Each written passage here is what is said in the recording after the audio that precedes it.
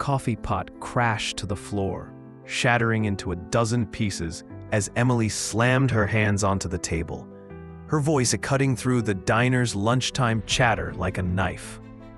"Touch him again, and I promise you'll regret it." 3 teenagers froze mid-laugh, their smirks fading as they realized the petite waitress wasn't backing down. The elderly man they'd been tormenting, his weathered leather jacket and long gray beard marking him as an easy target, looked up in surprise, his eyes revealing decades of quiet dignity. What none of them knew in that moment, not the teenagers filming their cruelty for social media, not the manager already storming over to reprimand his troublemaking waitress, and certainly not Emily herself, was that standing up for this silent stranger was about to unleash a storm of leather-clad justice that would transform a small-town diner into ground zero of a nationwide movement. Sometimes the smallest acts of courage create the most unexpected ripples of change. A small-town diner, the kind where everyone knows each other, buzzed with the usual lunchtime crowd. But today, something felt off. In the corner, an elderly man with a worn leather jacket and a long gray beard sat alone, quietly eating his meal. 3 teenagers hovered nearby, smirking. Then, without warning, one of them snatched his drink and laughed. The old man sighed, clearly used to this treatment. The waitress, watching from across the room, clenched her fists. She had seen enough. Emily had worked at this diner for over a year. She knew the regulars, their orders, their stories. The elderly man, known as Gus, was one of them. He came in every week, always polite, always tipping well despite his worn-out clothes. But today, those teenagers had decided to make him their target. Emily saw Gus lower his gaze as the teens chuckled. One of them, a lanky boy with a baseball cap turned backward, leaned in. "What's wrong, old man? Cat got your tongue?" Another boy snatched a fry from Gus's plate and popped it into his mouth. The third, a girl with bright blue hair, pulled out her phone and started recording. "Say something for the camera, Grandpa," she mocked. Emily's blood boiled. The other customers noticed what was happening, but no one moved. No one wanted to get involved. Gus, on the other hand, stayed silent, his hands resting on the table, his jaw clenched. He had probably been through worse in his lifetime. Emily took a deep breath and marched over. "Hey!" Her voice was sharp, commanding. The teens froze. "Leave him alone. Now." The boy in the cap scoffed. "Relax, lady. We're just having fun." Emily didn't budge. "This is not fun. You're harassing a customer, and if you don't leave right now, I will make sure you do." The girl with the phone laughed. "Oh, what are you going to do? Call the cops?" Emily leaned in slightly. "Or I could call my manager and have you banned from here forever. Or I could call your parents. I'm sure they would love to see this video you're filming."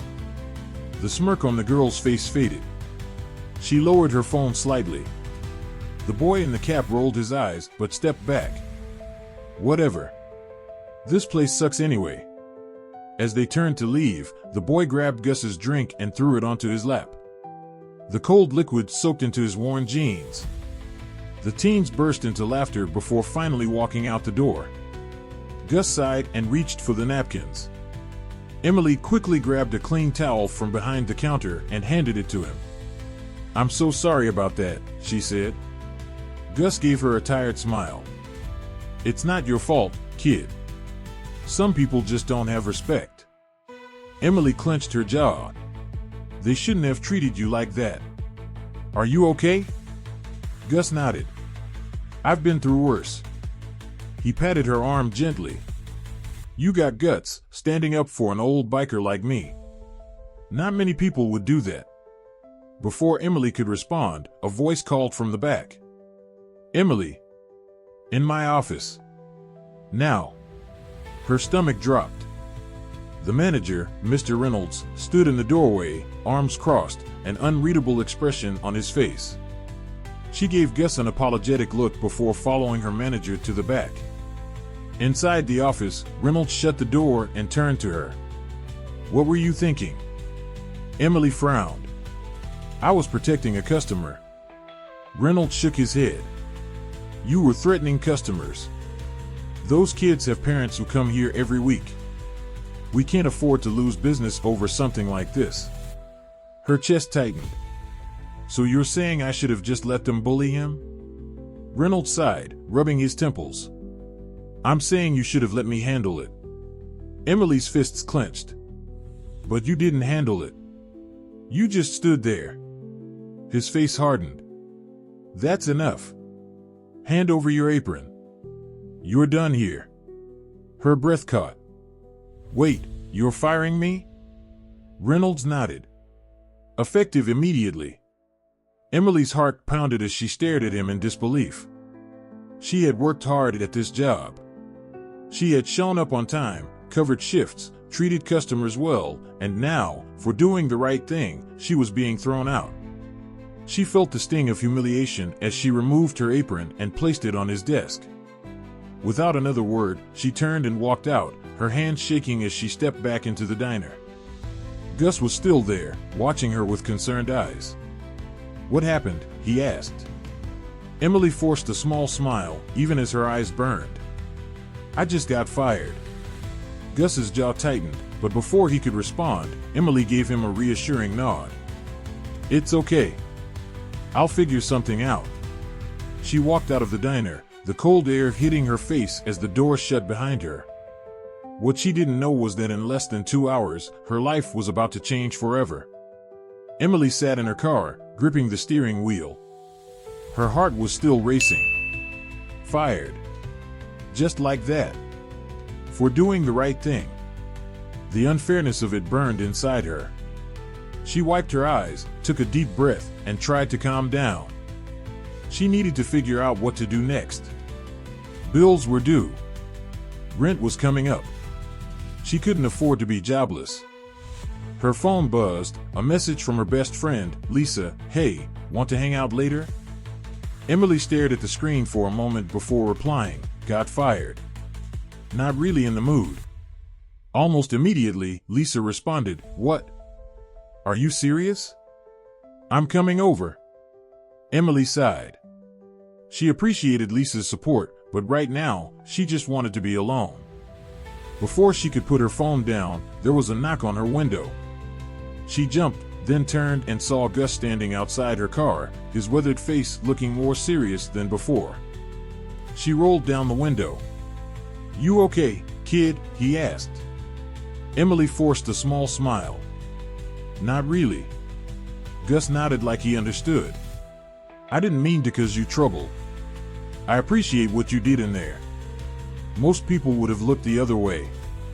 Emily shrugged. It was just the right thing to do. Gus studied her for a moment, then, without saying anything, he reached into his jacket and pulled out a card. He handed it to her. "If you ever need anything, call this number," he said. Emily looked down at the card. It was plain, just a phone number written in bold black ink. No name, no business, just a number. She frowned. "What is this?" Gus smiled slightly. "A lifeline." Before she could ask more, he patted the car door and walked off, his heavy boots echoing against the pavement. Emily watched him go, then glanced at the card again. She shook her head and tossed it onto the passenger seat. Right now, she needed to focus on finding another job. She drove home, her mind racing. How was she supposed to explain this to her landlord? Or her mom, who already worried about her? Maybe she could pick up some shifts at the grocery store. Maybe. Her thoughts were interrupted by the sound of motorcycles, loud, multiple engines roaring in the distance. She glanced in her rearview mirror. Her stomach dropped. A swarm of motorcycles, at least 50, maybe more, was riding down the main road, their headlights piercing through the evening light, their engines rumbling like thunder. And they were headed straight for the diner. Emily pulled into her apartment complex and got out, still staring in shock. She could hear the deep growl of their bikes even from here. Her phone buzzed again, a message from Lisa. Emily, go on Facebook now. Frowning, Emily opened the app. Her feed was flooded with a video. The video. The one the girl with the blue hair had been recording. It showed everything: Gus sitting alone, the teenagers bullying him, Emily stepping in, fearless, refusing to back down, and then her manager firing her. The caption, "Waitress stands up for elderly veteran, gets fired for it." This is wrong. Emily's heart pounded as she read the comments. This is disgusting. Who owns this diner? They need to answer for this. We stand with Emily. Someone give her a job. Where is this place? Let's show them what happens when you mess with the wrong people. Her hands shook as she scrolled. The video had over 200,000 views in just 2 hours. The comment section was exploding. People were furious. And then another notification popped up, a live stream. She clicked on it. It was from someone standing outside the diner. The camera shook slightly as the person spoke. You're not going to believe this. There are hundreds of bikers pulling up right now. This is insane. The camera panned, and Emily's breath caught. The entire parking lot of the diner was filled with motorcycles. More than 500 bikers, all of them dressed in leather jackets, some with matching patches. And right in front of them, standing tall, was Gus. Emily's phone buzzed again, an unknown number. She hesitated, then answered. Hello? A deep voice on the other end, calm, steady. Emily? She swallowed. Yes? The voice paused, then said, We've got your back. Her stomach flipped. Who is this? The man chuckled. Let's just say you made some new friends today. The call ended. Emily stood frozen, her heart racing. What was happening? Emily's hands trembled as she lowered her phone. She could still hear the roar of the motorcycles through the live stream. This was unreal. Hundreds of bikers. For her. Her phone buzzed again. This time, Lisa was calling. Emily, are you seeing this? This is insane. Lisa's voice was breathless, full of excitement. Yes, I'm seeing it, Emily said, pacing her apartment. But I don't understand. Why are they there? Lisa scoffed. Are you kidding? You stood up for one of their own, and now the entire biker community is standing up for you. Emily sat down, trying to process the video, the outrage, the bikers. All of it had happened so fast. A new message popped up from an unknown number, come to the diner. She hesitated. Should she go? Her stomach churned at the thought of facing her former boss, but curiosity gnawed at her. She grabbed her keys and rushed out the door. As she pulled up near the diner, her breath caught. The parking lot was completely packed. Rows of motorcycles lined the street. Bikers stood in groups, talking in low voices, their leather jackets gleaming under the street lights. Some had their arms crossed, others were on their phones, but they all looked serious. Emily parked a block away and walked toward the diner, her heart hammering. People noticed her immediately. Heads turned. Conversations hushed. And then someone clapped. Then another. And another. Within seconds, the entire crowd was cheering, whistling, applauding, calling her name. Emily felt her face flush. She had never had this kind of attention before. She spotted Gus standing near the front of the crowd. He was smiling. She approached him, still feeling dazed. What is happening? She asked. Gus chuckled. What's happening is that you stood up for me, and now they're standing up for you. Before Emily could respond, a deep, gravelly voice spoke up behind her. This her? She turned and saw a massive man with a thick beard, wearing a leather vest covered in patches. His presence alone was intimidating, but there was kindness in his eyes. Gus nodded. Yep. This is Emily. The man extended a hand. Name's Bear. president of the Iron Legacy MC. Emily shook his hand, still overwhelmed. Nice to meet you. Bear smirked. You got guts, kid. Not many people would have done what you did. Emily glanced around. I didn't expect all of this. Bear's face darkened. Well, your boss messed with the wrong people. Before she could ask what he meant, the diner door swung open, and Mr. Reynolds, her former manager, stepped outside. His face was pale. He looked at the sea of bikers, then at Emily. Bear's voice boomed, "Is this the guy who fired you?" Emily swallowed hard. Yes. The crowd murmured angrily. Reynolds held up his hands. Look, I didn't mean. Bear stepped forward. No, you meant exactly what you did. You fired her for protecting one of our own. You let those kids harass an old man because their parents spend money here. He gestured to the bikers. Well, guess what? We've got money too. And we're making sure no one eats here again. Reynolds' eyes widened. Wait. Bear wasn't finished. Hundreds of us. Thousands across the country. You think this is bad? Wait until every biker in America knows what you did. The color drained from Reynolds' face. Please, I can fix this. Gus stepped beside Bear, his voice calm but firm. Then fix it. Reynolds swallowed hard. He turned to Emily. If I give you your job back, will you stop this?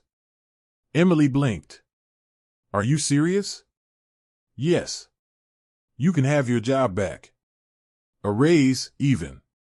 Reynolds pleaded. Emily stared at him, then at Gus, then at the crowd of bikers who had come here for her. A slow realization settled in. She didn't need this job. She had power now. She lifted her chin and said, No. Reynolds' face fell. What? Emily crossed her arms. I don't want your job. I want an apology to Gus. Publicly. Reynolds hesitated, but when he saw the way Bear and the others were glaring at him, he knew he had no choice. He turned to Gus. I am sorry for what happened today. It was wrong. The bikers murmured in approval. Emily wasn't done. And you're going to make sure those kids never set foot in this diner again. Reynolds nodded quickly. Of course. Yes. Absolutely. Bear smirked. Good choice. Emily felt a strange sense of triumph as she turned to Gus. Ready to go? He smiled. Yeah, kid. Let's get out of here. As they walked away, the bikers cheered. Emily knew her life had just changed forever, and she had no idea what was coming next. Emily stood among the roaring bikers, feeling something she had never felt before, power. Not the kind that came from a job title or money, but the kind that came from respect. She had stood up for Gus, and now an entire community had her back. Gus patted her shoulder. You did good, kid. Bear smirked. More than good. You made a statement. He turned to the crowd and raised his hand, silencing them all. All right. We've made our point. No one is eating at this place again. They don't respect one of us, they don't get our business. A wave of agreement rippled through the crowd. Several bikers removed their helmets, shaking their heads at the diner like it was a lost cause. Emily glanced at Mr. Reynolds, who stood frozen in the doorway, his face still pale. His diner had just been blacklisted by a community he never even realized had this much influence. Hey, Emily. She turned to see Lisa rushing toward her, phone still in hand. You're officially famous. Your story is trending on Twitter. Celebrities are sharing it. And, oh my God, businesses are offering you jobs in the comments. Emily blinked. What? Lisa thrust her phone in front of Emily's face. Sure enough, her notifications were out of control. Messages flooded in from restaurants, coffee shops, even a few law firms offering her a receptionist position. Someone hire this girl. We need more Emilis in the world, one post read. Before she could react, another message popped up, this time from an unknown number. Call me when you have a minute. I have a job offer that might be perfect for you. Emily hesitated. Who is this? She muttered. Lisa grabbed the phone. Only one way to find out. She pressed the call button and put it on speaker. After a few rings, a smooth, confident voice answered. Emily. Glad you called. Who is this? Emily asked. My name is Sam Carter. I run a security firm. We protect high-profile clients, celebrities, executives. We saw what you did today, and we could use someone like you. Someone with a spine. Someone who doesn't back down. Emily's breath caught. Are you offering me a job? Sam chuckled. I'm offering you a career. Come in for an interview. We'll talk.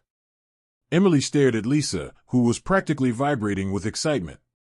Gus smiled proudly. She had walked into work that morning expecting just another day. Now she was jobless, famous, and possibly about to step into an entirely new world. Her life would never be the same, and for the first time in a long time, she was perfectly okay with that. The next morning, Emily woke to the sound of her phone buzzing incessantly.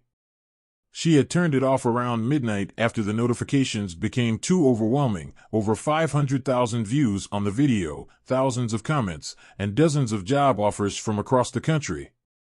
She checked her messages. Lisa had sent her links to 3 morning news shows that had covered her story. The headline on one read, Small-town waitress stands up to bullies, gets fired, then internet delivers justice. As she scrolled through her notifications, she paused at a message from Bear, meeting at Iron Legacy Clubhouse today at noon. Bring Gus. Important. Emily felt a flutter of nervousness. What could the motorcycle club president want? She texted Gus, who replied almost immediately, I'll pick you up at 11:30. True to his word, Gus arrived on his motorcycle, a gleaming vintage Harley that rumbled like distant thunder. He handed her a helmet. Ever been on a bike before? He asked. Emily shook her head, a mixture of excitement and fear coursing through her. Hold on tight, he instructed as she climbed on behind him. The ride to the clubhouse was exhilarating, the wind rushing past, the powerful engine beneath them, the feeling of freedom that came with the open road. Emily understood now why people fell in love with motorcycles. The Iron Legacy Clubhouse wasn't what Emily had expected. From the outside, it looked like an ordinary warehouse in an industrial part of town. Inside, however, it was a different story, comfortable leather couches, a well-stocked bar, pool tables, and walls covered with photographs, patches, and memorabilia from decades of club history. At least 30 bikers were already there when they arrived. Emily recognized Bear immediately, his imposing figure standing near a large table covered with papers. When he saw Emily and Gus, he waved them over. Glad you could make it, he said, his voice softer than it had been at the diner. We've got something to discuss. Emily followed him to a private room where several older bikers were seated around a conference table. One of them, a woman with silver-streaked hair and a weathered face, stood up when Emily entered. I'm Viper, she said, extending a hand. Club treasurer. What you did for Gus, that means something to us. Emily shook her hand, still feeling out of place among these tough-looking bikers. Bear gestured for her to sit. Emily, do you know who Gus is? She glanced at the old man, who was watching her with a hint of amusement in his eyes. A customer at the diner? The bikers exchanged looks. Bear chuckled. Gus here is a founding member of Iron Legacy. 30 years ago, he started this club. Before that, he was a decorated Vietnam veteran. 2 Purple Hearts. Emily's eyes widened as she turned to Gus. I had no idea. Gus shrugged. Not something I advertise. The point is, Bear continued, when you stood up for him, you weren't just helping some random old man. You were standing up for a legend in our community. And we take care of our own. Viper slid a folder across the table. We've been talking. The club has a foundation, helps veterans, runs community programs, that sort of thing. We need someone to manage it. Someone with integrity. Emily stared at the folder, not quite understanding. What are you saying? We're offering you a job, Bear said simply. Full-time. Benefits. Decent salary. You'd be organizing events, managing donations, coordinating with veteran groups. Emily's mind raced. But I don't have experience with any of that. Gus leaned forward. You've got something better. Character. The rest can be learned. Emily opened the folder. Inside was a formal job offer letter outlining responsibilities, salary, and benefits. It was more money than she'd ever made at the diner, with health insurance and paid vacation, things she'd never had before. Why me? She asked, still stunned. Bear's expression softened. Because what you did yesterday, standing up when no one else would, that's rare. That's exactly the kind of person we want representing our foundation. Emily looked around the room. These tough, intimidating bikers were offering her a chance at a real career, not out of pity, but because they valued what she'd done. Can I think about it? She asked. Viper nodded. Take your time. But there's one more thing. She slid another envelope across the table. Open it. Emily picked up the envelope and carefully opened it. Inside was a check made out to her for $5,000. What is this for? She asked, her voice barely above a whisper. Community donation, Bear explained. To help you get back on your feet while you decide. No strings attached. Emily's eyes filled with tears. I can't accept this. Gus placed a gentle hand on her shoulder. Yes, you can. Consider it an advance on your first month if you take the job. Or a gift if you don't. Either way, it's yours.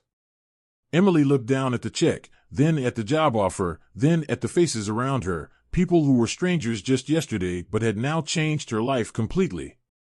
Thank you, she said, her voice thick with emotion. I don't know what to say. Bear smiled, a genuine, warm smile that transformed his intimidating face. Say you'll consider it. That's all we ask. As they left the clubhouse, Emily's phone buzzed with a notification. The diner's Yelp page was flooded with one-star reviews, all mentioning how they'd fired a waitress for standing up to bullies. Their rating had plummeted overnight. Justice comes in many forms, Gus said, noticing her expression. Emily nodded, still processing everything that had happened. What would you do? She asked him. About the job offer? Gus started his motorcycle, the engine rumbling to life. I'd take it. But then again, I'm biased. He winked. You've got options now, kid. Good ones. That's what standing up for what's right gets you sometimes. A week later, Emily sat in a sleek office in downtown, facing Sam Carter, the security firm CEO who had called her after the incident. He was younger than she'd expected, maybe in his early 40s, with sharp eyes that seemed to evaluate her with every glance. Your background check came back clean, he said, closing a folder on his desk. No criminal record, good credit score, and now, a viral reputation for standing up to bullies. That last part is what interests me most. Emily shifted in her chair. I still don't understand why a security firm would want to hire someone with no experience. Sam leaned back. Do you know what most of our clients want in their security detail? Not just muscle, but discretion, judgment, and moral courage. The ability to assess a situation and make the right call under pressure. He pointed at her. You did that at the diner. Without training. Imagine what you could do with proper instruction. The offer was impressive, starting salary of $65,000, full benefits, company car, and a clear path to advancement. It was far more than she'd ever dreamed of making. I need your answer by Friday, Sam said, standing to shake her hand. We have a training class starting next month. As Emily left the building, her phone buzzed with a text from Lisa. How did it go? Emily typed back, "Amazing offer." Still thinking. The truth was, she had a lot to think about. Sam's offer wasn't the only one on the table. Besides the Iron Legacy Foundation position, she'd received legitimate job offers from 3 restaurants, a coffee chain that wanted her to manage a new location, and even a local news station that wanted her to do a segment on community heroes. Her story had resonated with people in a way she never expected. The video had now been viewed over 2 million times. She'd been interviewed by 2 major news networks. A GoFundMe set up by a stranger had raised over $30,000 for her while she decided her next move. It was overwhelming. A week ago, she'd been a waitress living paycheck to paycheck. Now, she had options. Real options. That evening, she met Gus at a small cafe far from the diner. He was already there when she arrived, nursing a cup of black coffee. "How's the job hunt?" he asked as she sat down. Emily sighed. "Too many choices. The security firm made a great offer today." Gus nodded. "Sam Carter has a good reputation. Treats his people well." "You know him?" "I know of him," Gus corrected. "Iron Legacy has connections everywhere." Emily stirred her coffee thoughtfully. "What about the foundation job?" "Bear keeps texting me, asking if I've decided." "It's a good position," Gus said. "Meaningful work. But it's your choice, kid. No pressure." Emily looked at the old biker, who had somehow become a mentor in the space of a week. "What would you do if you were me?" Gus was quiet for a moment. "I'd think about what kind of life I want. Security work pays well, but it's demanding. The foundation job gives you purpose, but maybe not as much growth. Only you know what matters most to you." As they talked, Emily noticed a group of teenagers enter the cafe. Her heart skipped a beat when she recognized them, the same 3 who had bullied Gus at the diner. They hadn't noticed her yet. Gus followed her gaze, his expression hardening slightly. Small town. The girl with blue hair looked up, saw Emily, and froze. She nudged her friends, who turned and saw them too. For a moment, no one moved.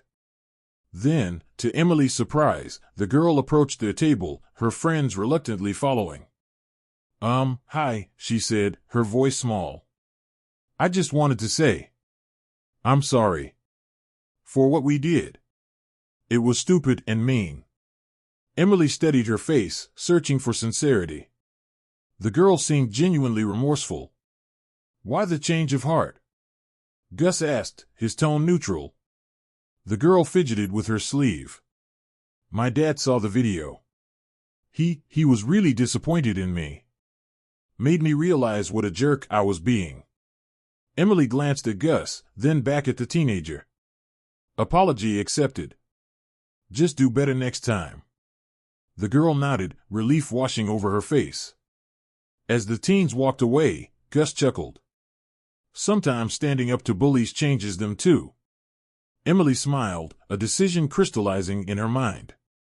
"I know what job I want." 3 months later, Emily stood in front of a room full of teenagers at the local high school. She wore a simple blazer over jeans, professional but approachable.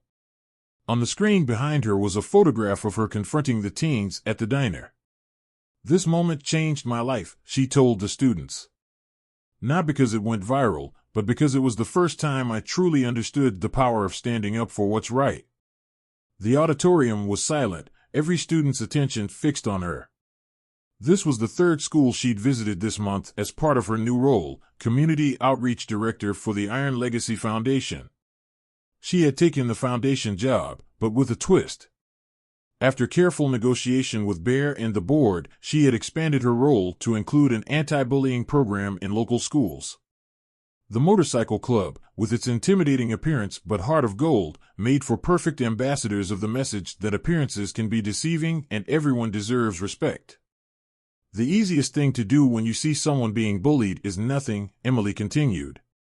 "But I'm here to tell you that the right choice is rarely the easy one." After her presentation, a girl approached her, eyes downcast. I've been bullied since 6th grade, she said quietly. How did you find the courage to stand up? Emily thought about that moment in the diner, the surge of anger and righteousness she'd felt. Courage isn't about not being afraid, she told the girl. It's about doing what's right even when you are afraid. And remember, you're never as alone as you think you are. As she packed up her materials, the principal approached. Miss Parker, that was exceptional. The students really connected with your story. Would you consider coming back for our faculty training next month? Emily smiled. I'd be honored. Outside, Gus waited on his motorcycle, ready to escort her to their next appointment. In the 3 months since the diner incident, he had become a constant presence in her life, part mentor, part father figure, part friend. How'd it go? He asked as she approached. Really well. I think it's making a difference. Gus nodded, pride evident in his withered face. You're making a difference. They rode to the Foundation's new office space, a renovated warehouse that now housed not only the administrative functions but also a community center for veterans and at-risk youth. What had started as a simple job offer had evolved into something much bigger. Emily had leveraged her unexpected fame to secure grants and donations, expanding the Foundation's reach beyond anything the club had initially envisioned. They now offered job training for veterans, support groups, and community service opportunities that paired bikers with local youth for mentoring. As they walked through the main hall, Emily greeted the volunteers, a mix of bikers, community members, and even a few teenagers completing community service hours. The once intimidating motorcycle club members now worked alongside former corporate executives and high school students, all united by a common purpose. Bear met them in the conference room, where a local news crew was setting up for an interview. Ready for your close-up? He teased. Emily laughed. As ready as I'll ever be. The reporter, a woman in her 30s with a professional demeanor, approached with her microphone. Emily Parker, your story has inspired thousands across the country. What's next for the waitress who stood up to bullies and found her calling? Emily glanced at Gus, who gave her an encouraging nod. We're just getting started, she said confidently. Next month, we're launching a scholarship program for students who demonstrate exceptional moral courage in their communities. We're calling it the Stand Up Scholarship. And the diner? The reporter asked. I understand they've had some challenges since your video went viral. Emily's expression softened. Mr. Reynolds reached out last week. The diner is struggling. He's asked if I would consider helping him implement some changes, make it a more inclusive space. Will you? Emily smiled. Everyone deserves a second chance. That's what the Foundation is all about.